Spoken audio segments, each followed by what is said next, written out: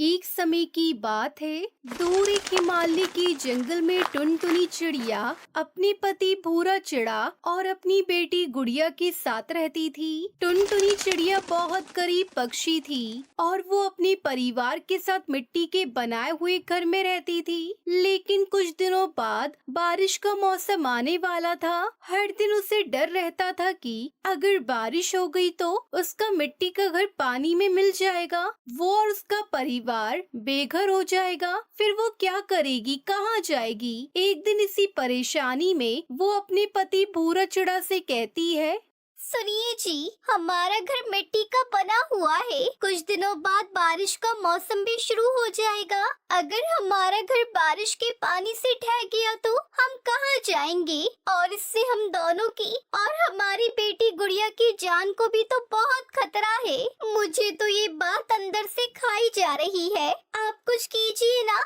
नहीं तो हम क्या करेंगे?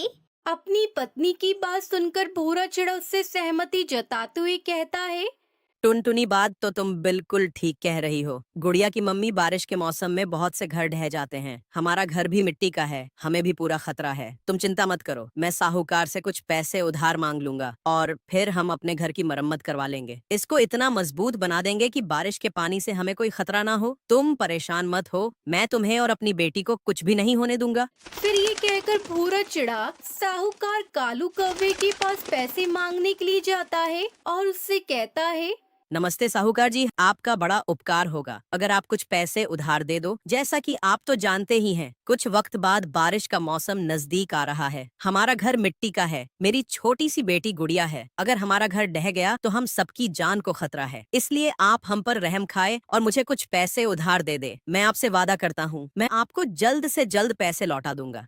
भूरा चिड़ा की बात सुनकर साहूकार कालू कौवा कहता है, देखो भाई भूरा, मैं तुम्हारी बात को समझ रहा हूँ। मैं जानता हूँ तुम अपने परिवार की सुरक्षा को लेकर बहुत परेशान हो और होना भी चाहिए। सुनो, पैसे तो मैं तुमको दे दूंगा, लेकिन याद रखना मैं 10% की ब्याज दूंगा। अगर तुम मुझे 10% का ब्याज दे सकते हो तो पैसे ले लो, कोई परेशानी वाली बात नहीं है मुझे।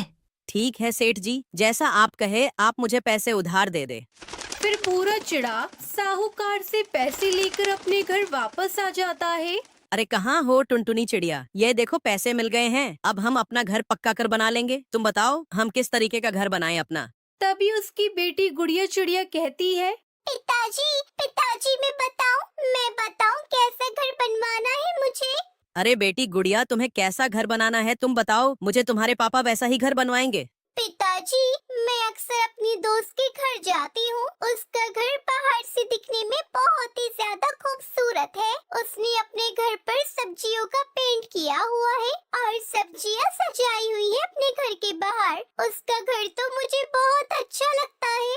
अरे ये क्या बात हुई भला, अपने घर के बाहर सब्जियां कौन सजाता है गुड़िया बेटा? पिताजी, ये दिखने में बहुत अच्छा लगता है। हम अपने घर के बाहर फूल सजाएंगे और फूलों का डिजाइन का कलर करेंगे। ये बहुत अच्छा लगेगा, आप मेरा विश्वास कीजिए। हाँ बेटा, ये तुम कैसी बातें कर रही हो? भला फूलों का घर भी होता है क्या? ये सब बटपटी बातें हैं बेटा। लेकिन उनकी बेटी बहुत जिद करती है। फिर हारकर टुनटुनी चिड़िया भूरा चिड़ा मान जाते हैं।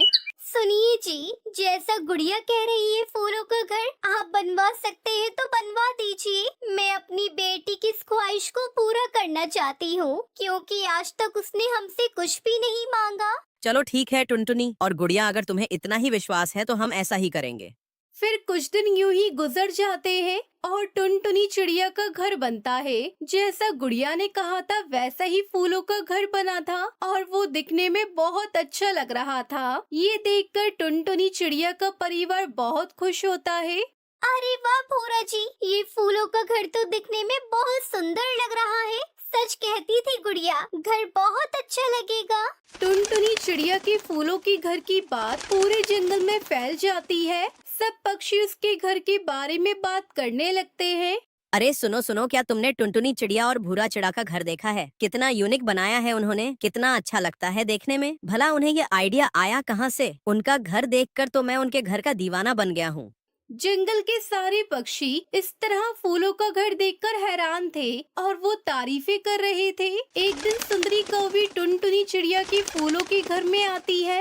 अरे टुनटुनी चिड़िया बहन, ये तुमने कितना सुंदर फूलों का घर बनाया है। इस घर को तो देखकर जंगल का हर पक्षी दीवाना हो गया है। ये आइडिया आया कहाँ से तुम्हें? अरे सुंदरी बहन, ये आइडिया गुड़िया का है, क्योंकि उसने दूसरे जंगल में अपनी सहेली का सब्जियों का घर देखा था और वो चाहती थी कि उसका घर फूलों का हो। अच्छा, गुड़िया बेटी की पसंद तो लाजवाब है टुनटुनी बहन। फिर सुंदरी कौवी वहाँ से चली जाती है। कुछ दिनों तक कड़ी मेहनत करने के बाद भूरा चिड़ा साहूकार कालू कौवे के पैसे लौटा देता है और अब बारिश का मौसम भी आ गया था। लेकिन टुनटुनी चिड़िया उसके परिवार को अब कोई डर नहीं था। वो इस बरसात के मौसम का अपने फूलों के घरों में बैठकर आनंद ले रहे थे।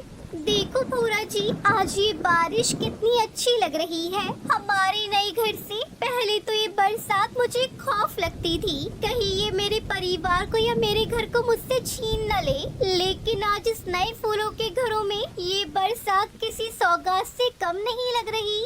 फिर टुनटुनी चिड़िया अपने परिवार के साथ खुशी खुशी फूलों के घर में रहकर अपनी जिंदगी गुजारती